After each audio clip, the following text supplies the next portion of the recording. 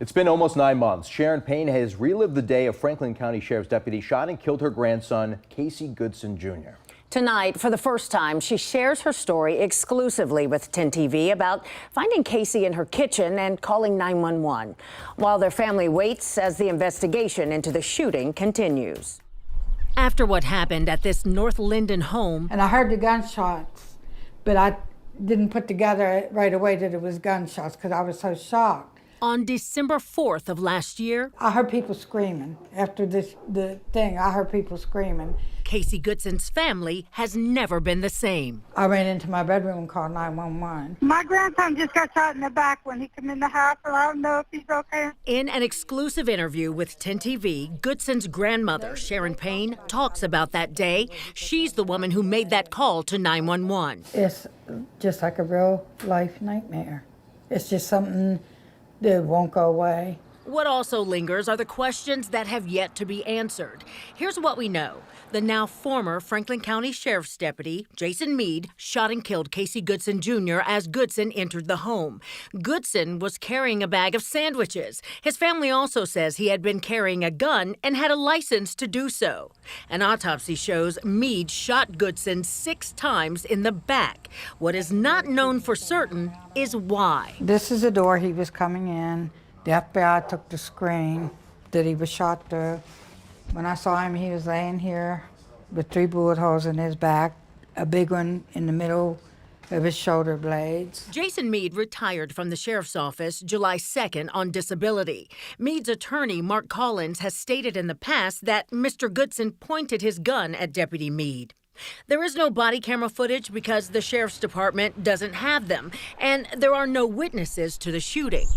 It's been nearly 9 months since Casey's death, and the investigation by state and federal prosecutors is ongoing. In an email, Attorney Collins told 10 TV, quote, "It is not uncommon for these types of investigations to take time. We will continue to cooperate with the investigative authorities." End quote.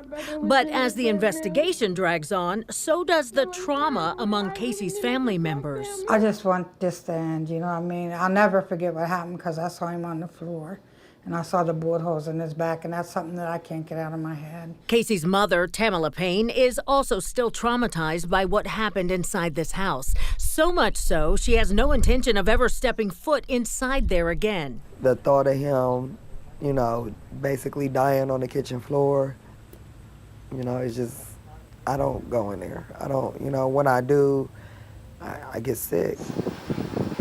Tamala and her siblings want their mom to sell the house and move. But for Sharon, this is where she feels closest to Casey. It's where he grew up.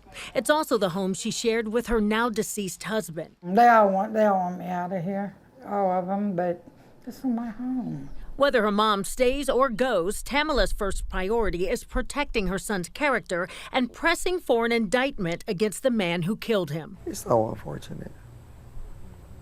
It's just sickening. You know, he didn't live the type of lifestyle that you would even worry about him being shot by anybody, let alone the police. Attorney Tim Merkel, one of 2 special prosecutors appointed to the case, says, quote, "The investigation is in progress. Everybody involved in the case is working diligently. It just takes time. Since multiple jurisdictions are involved, the investigation may take longer than expected." End quote. It's torturing. The wait is torturing. For now, Tamala continues her path, posting pictures and stories on social media, hosting events in Casey's honor, starting a petition to demand justice, being his voice. Casey's never been in trouble. Casey was a great kid in every aspect. So from the beginning, it's been my goal to show the world exactly who Casey was. Tamala and Sharon say their first priority now is pressing for an indictment against the man who killed Casey. Because he didn't deserve to be shot, period, let alone killed. He's not that kind of kid. And I'm sure they found that out by now.